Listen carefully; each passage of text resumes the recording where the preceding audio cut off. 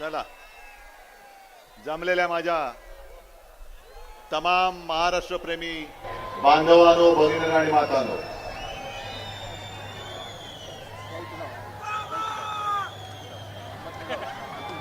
तुम्ही सगळेजण ठरवूनच आलेला आलात ना. आणि तुमच्या समोर मी दीपक आबांना सांगतोय की तुम्ही इथल्या सगळ्या तालुक्याचा पाढा वाचलात, पण हे निवेदन मी आता हातामध्ये घेणारच नाही. तुम्ही आमदार होऊन विधिमंडळामध्ये आल्यानंतर जर तुम्ही मला हे दिलं तर आणि तर मी सगळ्या गोष्टी मंजूर करणार. बरोबर ना? आता तुमच्यावरती आहे दीपक आबांना पाठवायचं की नाही. तुम्हाला पाठवावंच लागेल. पण एक काम करायचं, मला सांगा जरा, रेल्वेमध्ये कोणाची ओळख आहे का? नाही, एक तिकीट पाहिजे. आहे कोणाची ओळख? 23 तारखेचं एकच तिकीट पाहिजे, आणि ते सुद्धा गुवाहाटीचं. काय झाडी, काय डोंगर, बसा तिकडे, झाडं मोजत बसा.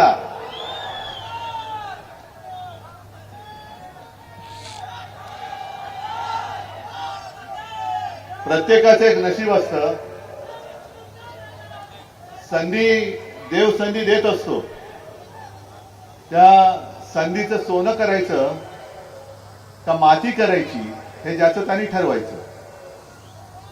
गेल्या वेळेला एका गद्दाराला आपण उमेदवारी दिली, तुम्ही सगळ्यांनी त्यांना संधी दिली, आणि त्यांनी नुसतं संधीचं नाही तर आयुष्याचं मातेरं केलं. किती माज म्हणजे किती माज असायला पाहिजे. लय म्हणजे काय एकदमच लय. पण ज्यांनी त्यांना मोठेपण केलं होतं त्यांना माहिती नव्हतं की हे सगळेजण त्यांचा माज सुद्धा उतरू शकतात. मी आलोय त्यांचा माज उतरवायला आलेलो आहे. मी आलोय गद्दारांना गाडायला आलेलो आहे. आणि मी आलोय ते गद्दारांच्या छाताडावरती पुन्हा एकदा भगवा रोवायला आलेलो आहे. अरे गद्दारांना काय वाटलं, ते गद्दार म्हणजे काय सगळी लोक गद्दार? पण महाराष्ट्राचा इतिहास आहे, महाराष्ट्र कधी गद्दारांना क्षमा करत नाही. आणि या गद्दाराला सांगायचे, तिथला डोंगर तू पाहिलास, पण इथल्या रायगडाचं टकमक टोक नाही पाहिलंस. हे तुला 23 तारखेला दिसणार आहे. त्या टकमक टोकावरनं हे सगळेजण कसा तुझा राजकीय कडेलोट करतील ते बघ. आणि मग तुझी जी काय मस्ती होती, काय नव्हतं दिलं, सगळं दिलं होतं. आणि प्रामाणिकपणाने सांगतो की खरं म्हटलं तर गेल्या वेळेलाच मी दीपक आबांना उमेदवारी देणार होतो, आणि तसं आपलं बोलणंही झालं होतं. पण मध्येच एक तो धरण फोडणारा खेकडा घुसला. कोण तुम्हाला माहितीये?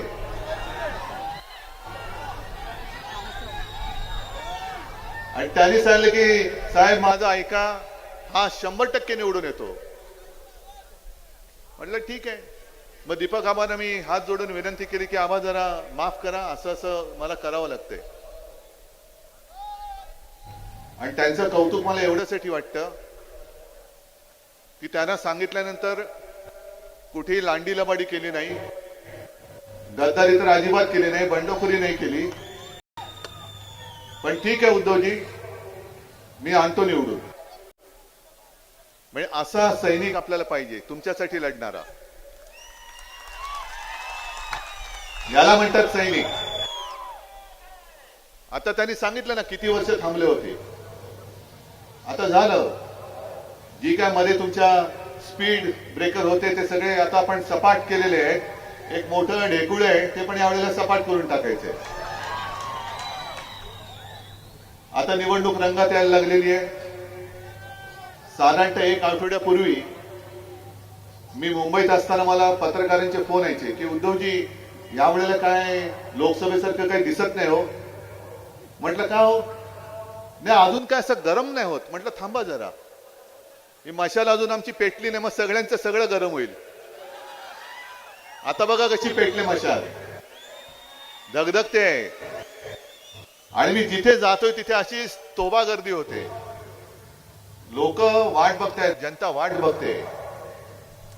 जो गद्दारीचा वार त्यांनी केला तो केवळ उद्धव ठाकरेवरती नाही केला, शिवसेनेवरती नाही केला, तर आपली आई असलेल्या महाराष्ट्राच्या कुशीवरती यांनी वार केलेला आहे. आहेत आता मोदी आणि शाह फिरतायत.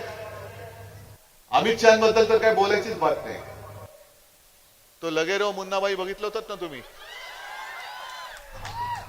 त्यातले सर्किट सारखे फिरतायत. क्या करने का है भाई, किसको उठाने का है, बोल ना भाई, तू मैं करेला आहे ना. नाही काय माणसं, काय भाषा. आणि येऊन जाऊन काय, आता दीपक आबा तुम्ही जसं या सांगोलेकरांच्या व्यथा सांगितल्या, अजूनही त्या निऱ्या उजव्या कालव्याचं पाणी थेट टेलपर्यंत येत नाही. कधी येणार. मी विदर्भात गेलो होतो, मराठवाड्यात गेलो होतो, सगळीकडे शेतकरी हवाल दिले. इथे सुद्धा शेतकरी आलेत का. तुम्हाला शेताला भाव मिळतोय, शेतमालाला तुमच्या. अरे पण आम्ही 370 कलम काढलं ना, 370 कलम काढलं ना, काढलं की नाही. मग तुम्हाला शेतमालाला भाव नाही मिळत. आम्ही 370 कलम काढलं. काय कशासाठी, कुठे बोलताय. माझ्यावरती टीका करतायत की उद्धव ठाकरे 370 कलम काढण्याला ज्यांनी विरोध केला त्यांच्यासोबत बसलेत. अमित शहाजी तुम्हाला जरा डोक्याला ब्राह्मी तेल वगैरे लावा,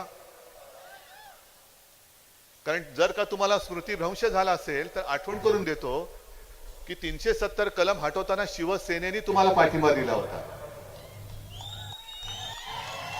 आणि आम्ही कोणावर बसतोय, काय करतोय, ही हेरगिरी करण्याच्या पेक्षा जरा एका गोष्टीचं उत्तर तमाम महाराष्ट्राला द्या आणि देशाला द्या की जेव्हा तिथल्या काश्मीरमध्ये आपल्या पंडितांवरती, हिंदू पंडितांवरती अत्याचार होत होते, त्यांच्या हत्या होत होत्या, अतिरेकी त्यांची घरदारं बळकावत होते, तेव्हा मोदी आणि शहा हे नाव त्यांच्या घराच्या बाहेर कोणाला माहित नव्हतं.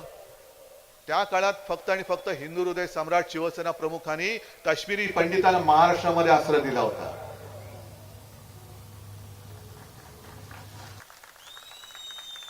काय पंतप्रधान नव्हते बाळासाहेब. आणि मग तुम्ही 370 कलम काढल्याचा जो काही डंका पिटताय माझ्या इथल्या तहानलेल्या शेतकऱ्यासमोर, माता भगिनींसमोर. 370 कलम काढून किती वर्ष झाली. त्यावेळेला जेव्हा आपल्याकडे काही नव्हतं तेव्हा काश्मीरी पंडितांना महाराष्ट्रात आसरा दिला. मग पंतप्रधानपदी मोदी बसलेत, गृहमंत्री म्हणून अमित शहाजी तुम्ही बसला आहात. 370 कलम काढल्यानंतर किती काश्मीरी पंडितांना पुन्हा तुम्ही घरी घेऊन गेलात हे मला आधी पहिलं सांगा, मग तुमचा डंका पिटा.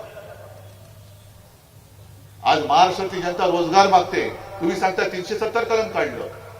महाराष्ट्रातली जनता हमीभाव मागते, शेतकरी हमीभाव मागतोय, तुम्ही सांगताय राम मंदिर बांधलं. राम मंदिर बांधताना आम्ही नव्हतो तुमच्यासोबत. मी मुख्यमंत्री होण्याच्या आधी देखील गेलो होतो आणि मुख्यमंत्री झाल्यानंतर सुद्धा काँग्रेसच्या मंत्र्यांना घेऊन मी राम मंदिर मध्ये गेलो होतो. पण तुम्हाला सगळ्यांना काहीतरी असं भासवायचं, पुन्हा हिंदू मुस्लिम वाद आणायचा. आपण काहीतरी थोडस एक भान आपलं हरपतं आणि पुन्हा त्याने एकदा डोक्यावर घेऊन बसतो. इथले जे मूलभूत प्रश्न आहेत त्याच्यावरती का नाही बोलत. एक साधा प्रश्न मी तुम्हाला विचारतो, मुंबई पासून सांगोला किती लांब आहे ना. मग एवढ्या लांब असलेली मुंबई कोणाच्या घशात घालतायत.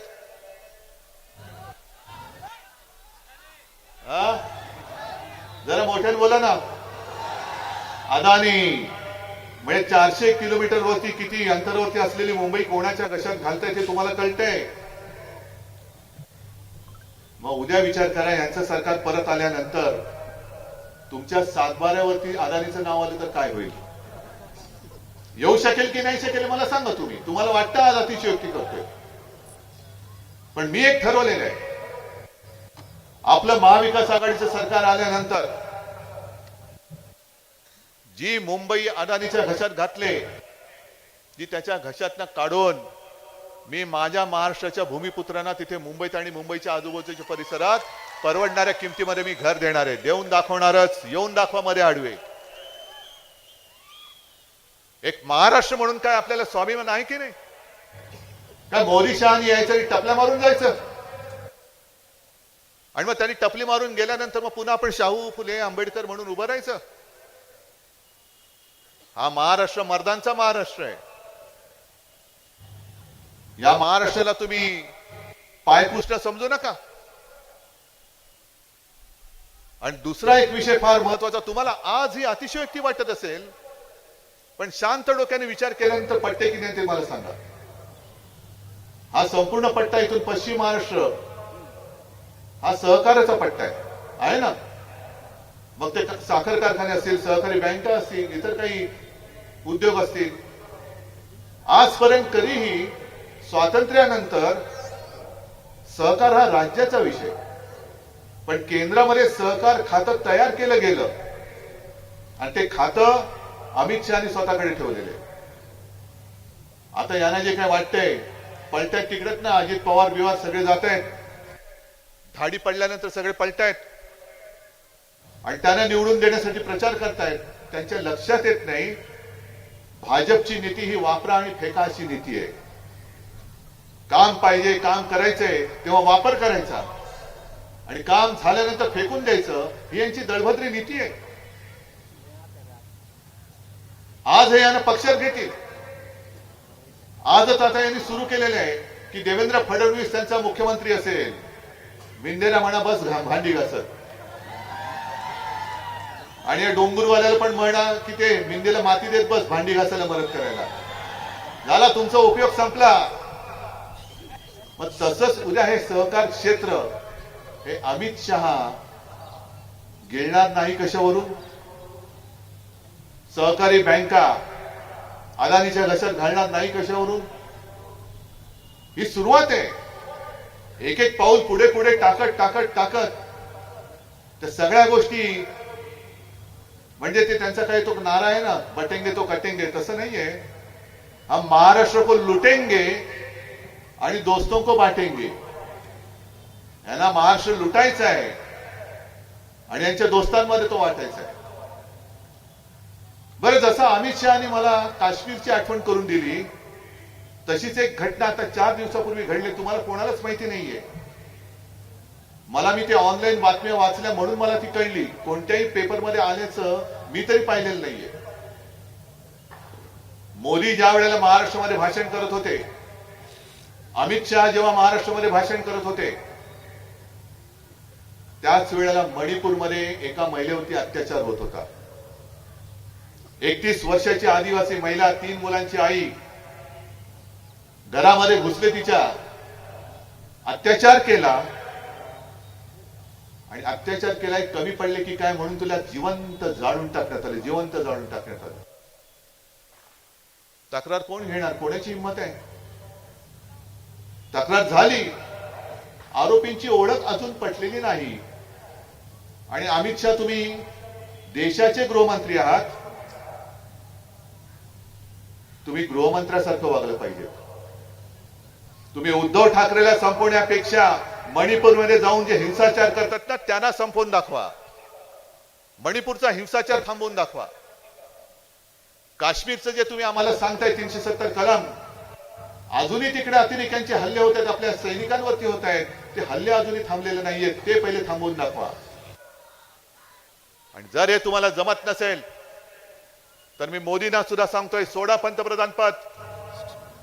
तुम्हाला देशापेक्षा राज्याच्या निवडणुकीमध्ये तुमचा पक्ष जिंकावा हे महत्वाचं वाटत असेल तर पंतप्रधान पद सोडा, गृहमंत्री पद सोडा. आणि जसं आम्ही फिरतोय आमच्या पक्षाचे स्टार प्रचारक, तसं मोदी आणि शहानी भाजपचे स्टार प्रचारक म्हणून फिरलं पाहिजे. कुठे आमच्या तुम्ही मन की बात करताय, आम्ही जन की बात करतोय, जनतेची गोष्ट आम्ही करतो आहोत. हे खोकेवाले धन की बात करतायत, मी जन की बात करतोय. हा फरक आहे त्यांच्यात आणि आपल्यामध्ये. आणि इथे जे कोणी अपक्ष उभे राहिलेत,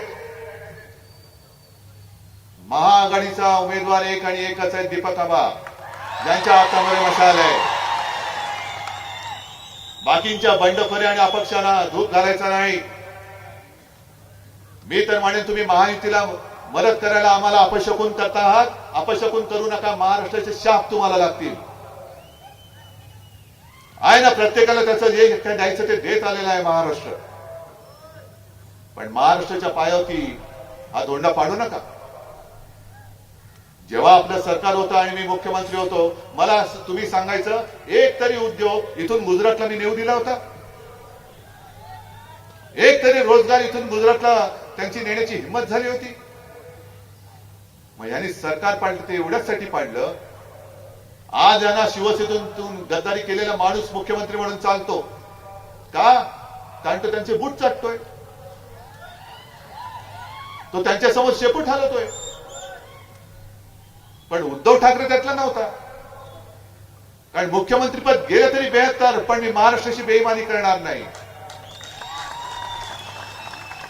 आणि आज जर कोणाला असं वाटत असेल की मला पुन्हा मुख्यमंत्री पदाची स्वप्न पडतायत, मला माझ्या महाराष्ट्राची स्वप्न पडतायत, मला माझा महाराष्ट्र डोळ्यात देखत लुटला जातोय हे बघवत नाही, म्हणून मी ती सगळी सत्ता असो किंवा भाजप असो त्यांना लाथ मारून मी तुमच्यासोबत तुमच्यासाठी लढायला उभा राहिलेलो आहे. कोणीतरी पाहिजे की नको?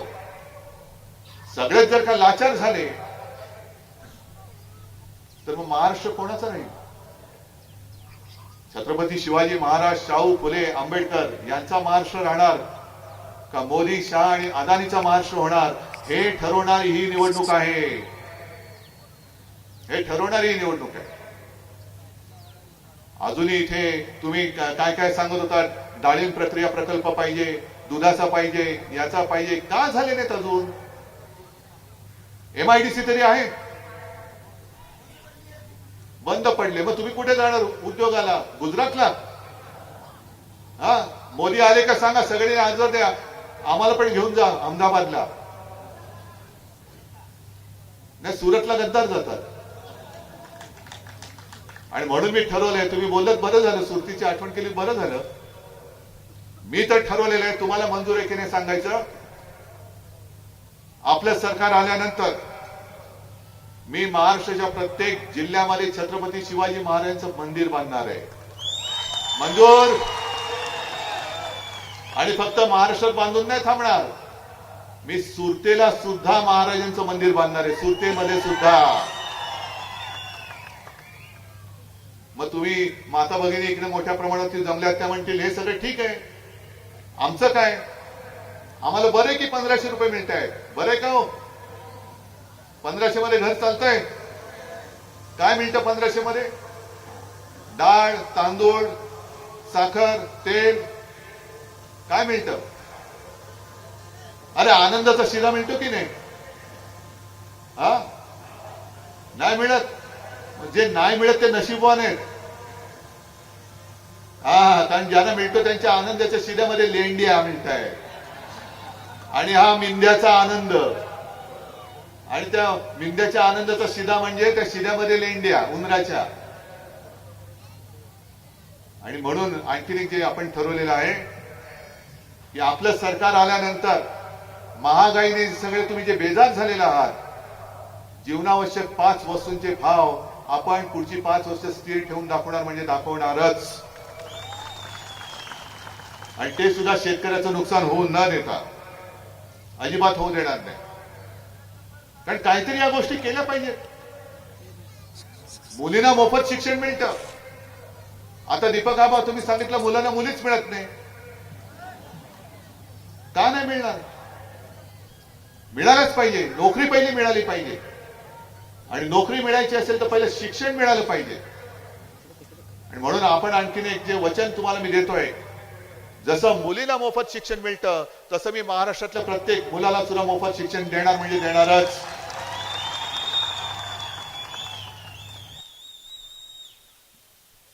आम्ही देतोय काय? बरं, मी मुख्यमंत्री असताना एका तरी शेतकऱ्याने माझ्याकडे मागणी केली होती की आम्हाला कर्जमुक्त करा? कोणीच केलेली नव्हती. पण मी माझं कर्तव्य बजावलं आणि नागपूरमध्ये जे पहिलं अधिवेशन झालं त्या अधिवेशनामध्ये नुसती घोषणा नाही केली, 2 लाखापर्यंतची कर्जमुक्ती तुम्हाला मिळाली होती की नाही हे तुम्ही मला सांगायचं. हे करून दाखवले आपण.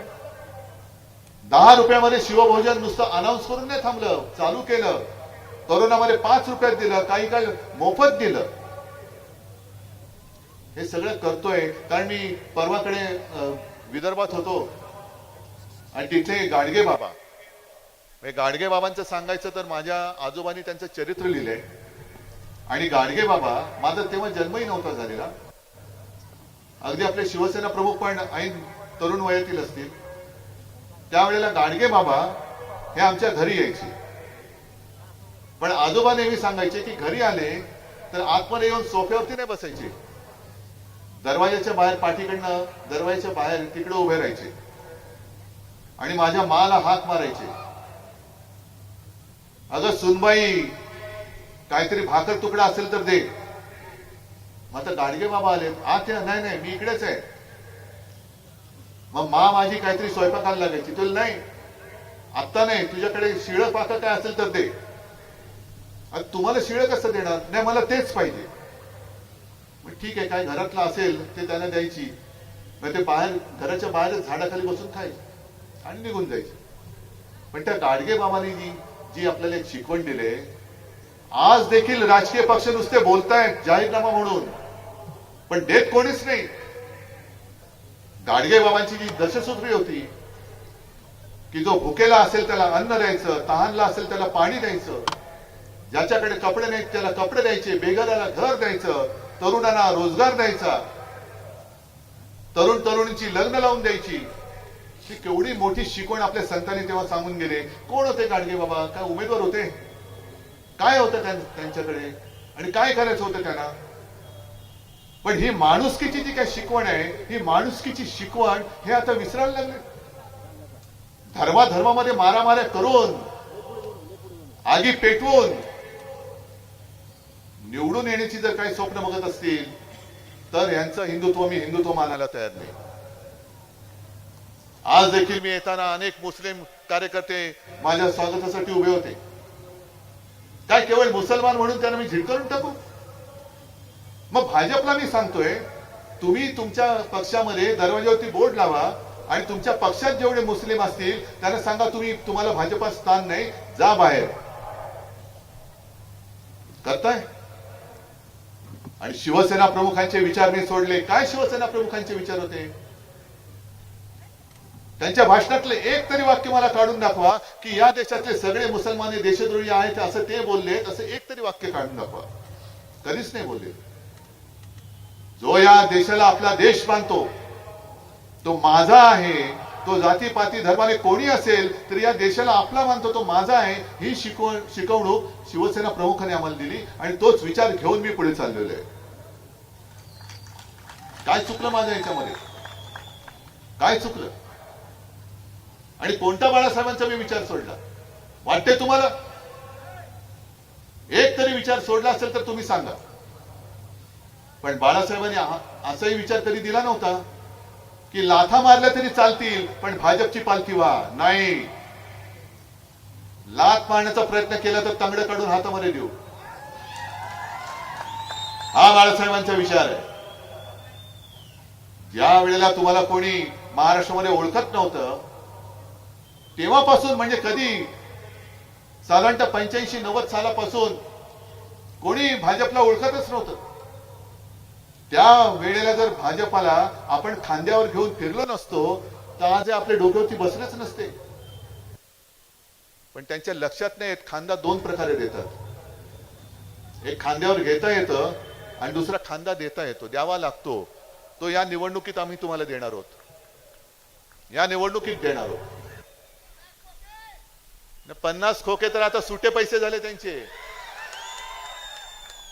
50 खोक्यामध्ये तुम्हाला विकत घेऊ शकतात का रे?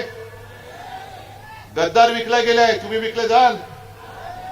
पावसाचा धबधबा, अरे हा निवडणुकीची सुरुवात झाल्यावरती एक गाडी पकडली गेली होती तुमच्याकडे येणारी.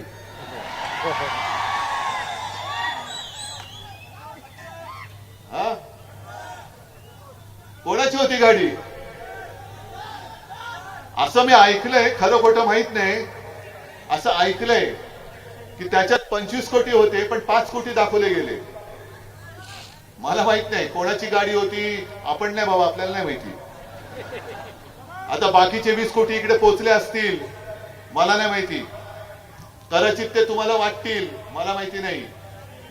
पण हा हरामीचा पैसा घेऊन तुम्ही तुमचं आयुष्य विकणार आहात का? आम्ही तुम्हाला काहीतरी देतोय. जसं मी तुम्हाला सांगितलं की महिलांची जी आज 1500 रुपयाची जी योजना आहे, यांनी बरोबर निवडणूक आयोगाच्या माध्यमातून ती बंद करून टाकली. म्हणजे तुम्हाला दाखवलं की आम्ही तुम्हाला देऊ इच्छितो पण आम्हाला हे देऊ देत नाही. मग आम्ही तुम्हाला वचन देतोय, अरे 1500 काय, आपण आपलं सरकार तुम्हाला 3000 रुपये देईल. अनेक जे बेरोजगार तरुण आहेत त्यांना रोजगार मिळेपर्यंत, परवा राहुल गांधीजींनी सांगितलं ना, रोजगार मिळेपर्यंत दरमहा 4000 रुपये आपण त्यांना देऊ. बाकी दीपक आबा, मला खात्री आहे, माझा विश्वासच बसलाय की मगाशी मी सांगितलं तुमचं निवेदन मी आता घेणारच नाही. तुम्ही आमदार बनून हे निवेदन मला विधानसभेत द्यायचं तर मी त्याचा विचार करीन. आणि माझा विश्वास बसलाय की या सगळ्या लोकांनी ठरवलं, तुम्ही आणि तुमचं मत आणि तुमच्या कुटुंबातलं आणखीन एक मत, 4 जणांचं कुटुंब असेल तर 4 मतं. मग तुमच्या सोबत जे इथे आलेले नाहीत ते तुमचे मित्र, त्यांचं मत, त्यांच्या कुटुंबियांचं मत, म्हणजे सांगोल्यातली सगळीच्या सगळी मतं ही मशालीवरतीच आली पाहिजेत, मशालीवरतीच आली पाहिजे. आणि एवढं जर का तुम्ही केलं तर मग दीपक आबा, तुम्ही जे जे म्हणालाय ते मंजूर आहे. वचन देत आहे मी तुम्हाला, एवढी वचने दिली, तुम्ही मला एक वचन नाही देऊ शकणार. मी वचन पाळणार आहे की नाहीये? तुम्ही आहात की नाही? मग दोन्ही हात वर करून सांगा की आम्ही मशाल हातात घेतले आणि दीपक आबाच आमचे आमदार. आपलं ठरलं, विजयाची जबाबदारी तुमच्यावर. जय हिंद, जय महाराष्ट्र. हॅलो, साहेबांचा ताफा गेल्याशिवाय कुणीही जाऊ नये ही विनंती.